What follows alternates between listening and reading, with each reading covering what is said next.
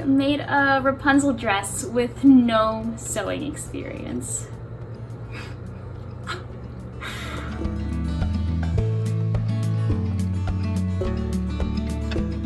Hello everyone, my name is Marina and welcome to my channel. Today I am going to show you the whole entire process of me creating that Rapunzel dress. Yes, I sewed this dress, sewing machine, boning, grommets, shoulder poofs, everything. Not just, the easy way out. Basically, my history with sewing, it goes back to pretty much never. I mean, as a kid, my mom, she sewed a lot. She still sews sometimes. She's pretty good at that. When I was young, she tried to teach me.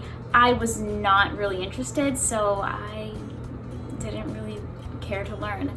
But now, this opportunity came, and I really wanted to make this dress. And for a little while, I knew that I wanted to be Princess Rapunzel for Halloween, and I have basically 3 reasons. First of all, I just love her, just in general. I think she's my favorite Disney princess. She's so relatable. Second of all, it's really appropriate for this COVID era because not only is she the Princess of Corona, but she also spent 18 years of her life in isolation. And that's kind of impressive.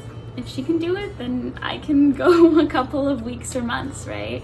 And my third reason is that I watched Tangled the series throughout that first part of quarantine, the first part of COVID, where things were very uncertain and scary, and it really got me through such a difficult part of my life. I love this show, you guys. The music is great. I love Rapunzel's her character development. It's great. Like, we learn even more about her personality, and there's even more of a backstory. So it's really, really fun. There's some crazy plots. Like, whoa, if you like Rapunzel and you haven't watched that, then you definitely should. But anyway, enough about me fangirling.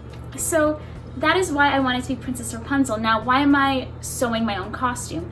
Well, I looked into costumes a little while back. I looked online at like Party City, Spirit Halloween. Those stores, the costumes don't look that good.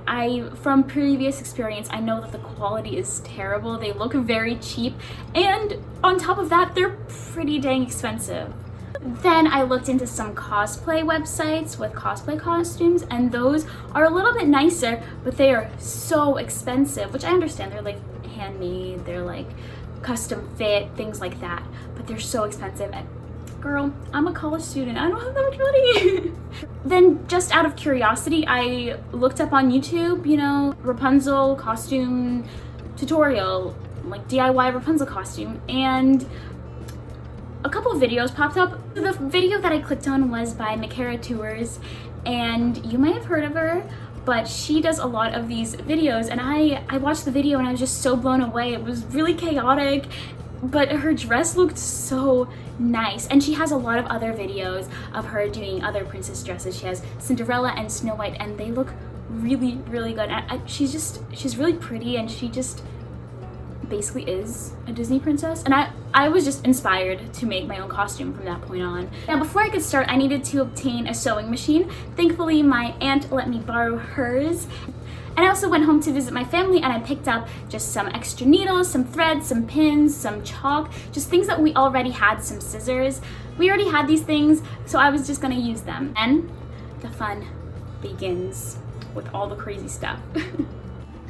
I should add that I had to watch a couple of videos on how to thread the machine, and I did a couple of practice stitches on some scrap fabric, and that's about it. I hopped in straight from there.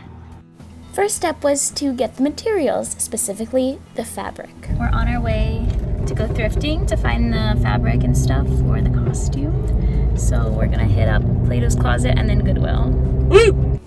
At Plato's Closet, I didn't find the purple dress material, but I did find a pink shirt to go under the dress. This one was the first one I found, but then I found this one, which was even better because it was brighter and closer to my size, and it ended up being somewhere around $6. Next stop, anywhere. Actually, next stop, Goodwill. Now, this store had a lot of old bridesmaids dresses, and I found a few that were purple, and I settled on these 2. I got both because I couldn't decide which one would work best for my purposes. They were slightly different shades, and I wanted to get a couple just in case I needed the extra fabric.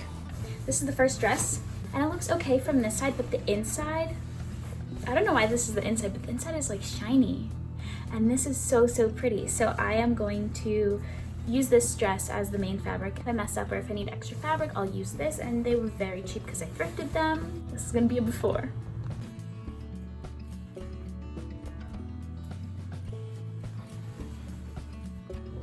All right, friends, I think it's time to start sewing. Or I guess cutting first. First, I had to cut this glittery stuff off because I was definitely not going to use that. And of course, I have to play my Rapunzel music. You guys, I listened to the entire soundtrack of the movie and the show so many times while making this dress, but it was awesome. So I just cut that off, and I also cut the skirt from the bodice part of the dress.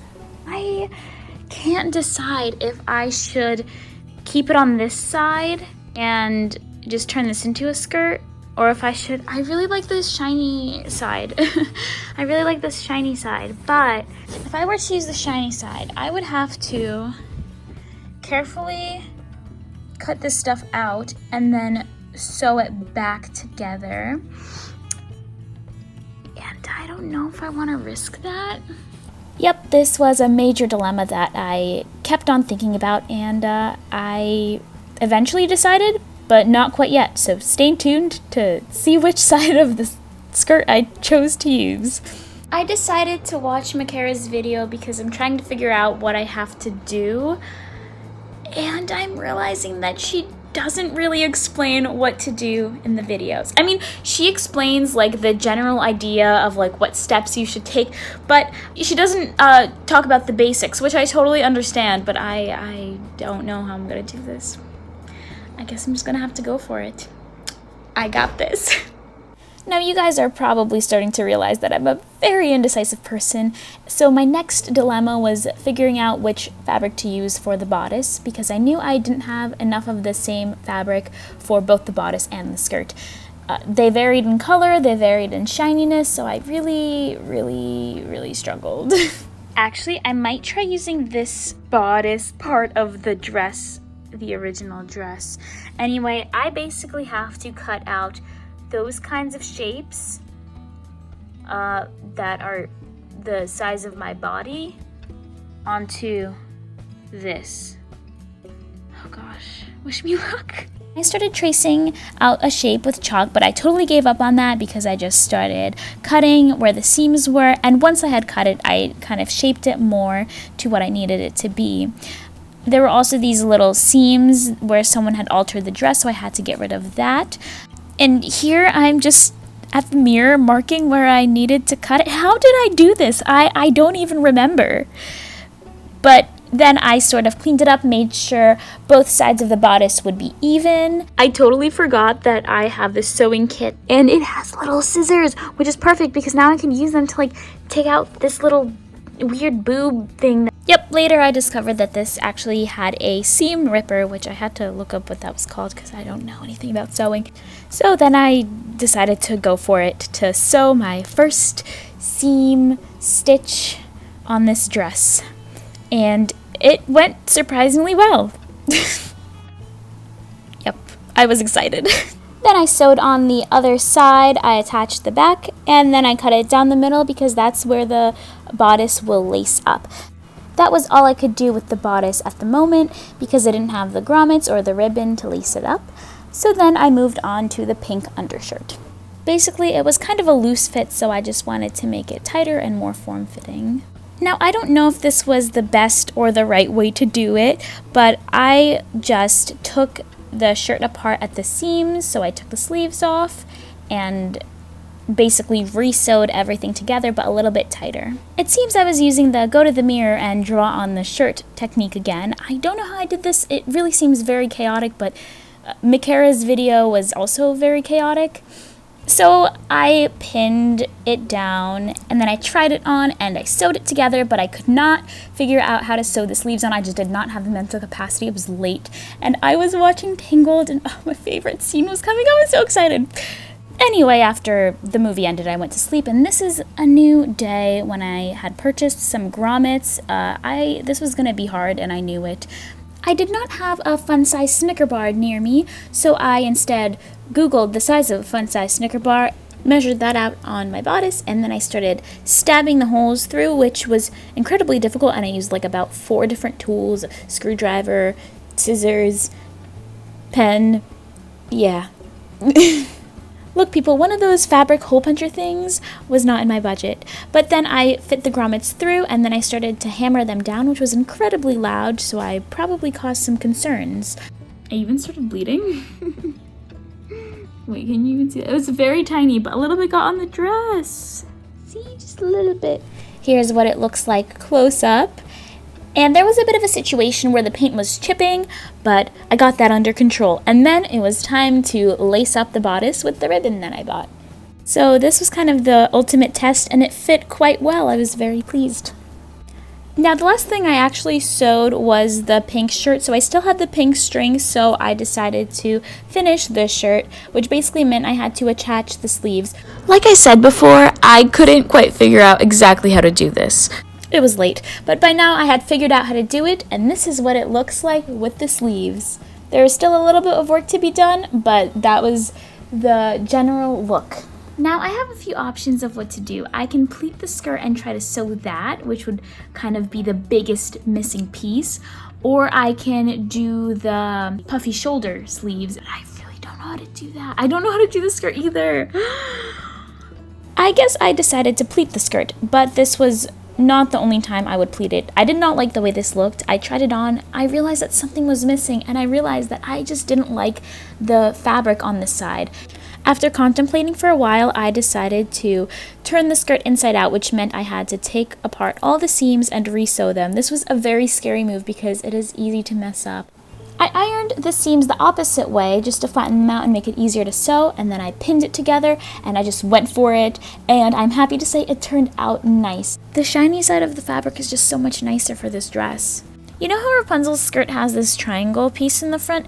I was trying to accomplish this. Mikara did it by just folding in her skirt, but my skirt wasn't exactly wide enough for that, so instead I cut it open down the front and tried to add a piece of fabric that was a different color. Here I'm gluing it in, and that did not work. Instead, I just decided to pleat it first, and then I was going to figure something else out. I needed to make some adjustments just to get the dress the right level of poofy, but not too poofy, a little limp. So I had to do a little bit of sewing, and then I got it to be just how I wanted it to be. Don't worry, eventually I covered up that little middle piece. Now it was time for the shoulder hats, so I cut out these little shapes and I started cutting out ribbons, and then I used some fabric glue to glue them on. I ironed down a channel for the elastic, but I didn't have elastic yet, so I couldn't finish. Now this was the point in the project where I had a little bit of a crisis. I could not figure out what fabric to use for that little triangle piece. I had this darker fabric, I had this lighter fabric, but both of them were a little bit too short. It wasn't enough fabric, and I just wasn't happy with the way they looked. Oops, scandalous Rapunzel. Anyway, I decided to go with the shiny, medium colored fabric that came from the other dress, from the second dress. It had a bit of a stain on it. I washed it. It also smelled really bad. I don't know why I smelled it, but it went all the way around my waist, so it was a full skirt. It was kind of like an underlayer, which was really, really good. It also gave some extra volume to the skirt. Now it was time to visit home, both to see my cats, my family, and to get some supplies so I could finish this dress. And it was at this point in time that I bought my cat a Pascal costume to complement my costume, and he isn't very happy, but he looks so cute. Just dashing. He's so cute. I also took him on a walk, but that'll be another video. I also carved a pumpkin, and I think this was my first time carving a pumpkin, and I did not know it was this fun. And of course, in the spirit of Rapunzel, I had to make it Tangled themed. Yep, do you see it? Do you know what it is? Can you tell? Isn't it pretty? I'm so happy with it. Now back to my dorm. I now had the supplies to finish the dress, so I started by working on the shoulder hats, and I basically just pleated them around the straps. That's what it looked like. Yeah, I didn't know what I was doing, but somehow it turned out fine. I sewed it together, and then I put the elastic through the channel. Then I added the lace. I also added lace to the bottom of the skirt and the bottom of the sleeve, which was a little bit difficult because the lace isn't stretchy, but I still had to be able to put it on. My wig and some boning came in the mail, so that was the next thing to tackle. I have never used boning before, so this was going to be interesting. I really want to finish this dress today. It's Thursday. Tomorrow's Friday. Saturday is Halloween. By some miracle, I was able to do the boning, and I know that this isn't really proper. I didn't have casing because I didn't have the fabric or the time for it. I'm sorry, this is just what it had to be. And then I had to style the wig. This is what it looked like pre-styling. Honestly, this was a pretty good wig for the price I paid. I'll put the link in the description. And the color was pretty good and it was already braided. But then I put it on and I tried to adjust the bangs, which was the trickiest part. I also fluffed out the actual braid to give it a bit more volume, and then I added some fake flowers. Finally, I drew out some designs on the skirt, and unfortunately the end of this time lapse got cut off because my phone died, which is really when it started to look really nice and put together, but you'll see it in the final result. For some finishing touches, I just cleaned up the edges and made sure all of the loose strings were cut. Get ready for a before and after.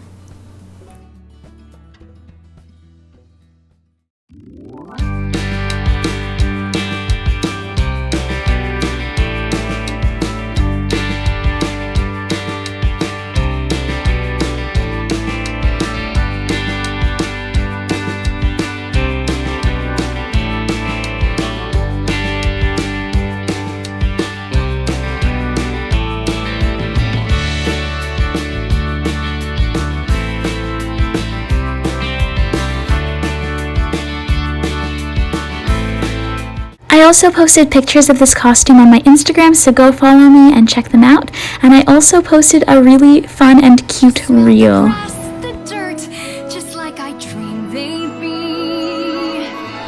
Then we made her favorite hazelnut soup and it turned out amazing. I will definitely link the recipe in the description. You should definitely try it out. Oh, so good. We also stopped by the mall and of course we had to go into the Disney store because that's where I belong, right? I guess not, because we got kicked out. They said no character costumes were allowed. That's a first. I've never gotten kicked out of a store before. Overall, I really enjoyed being Rapunzel and I enjoyed making her dress. Even though it was challenging, it was super fun and I made my mom proud. I made myself proud. I felt so accomplished and it was an amazing feeling. I felt so powerful and I just want this to be a reminder to you guys that you can do something even if you've never tried it before. Just go for it. All right, everyone, I'll see you in my next video.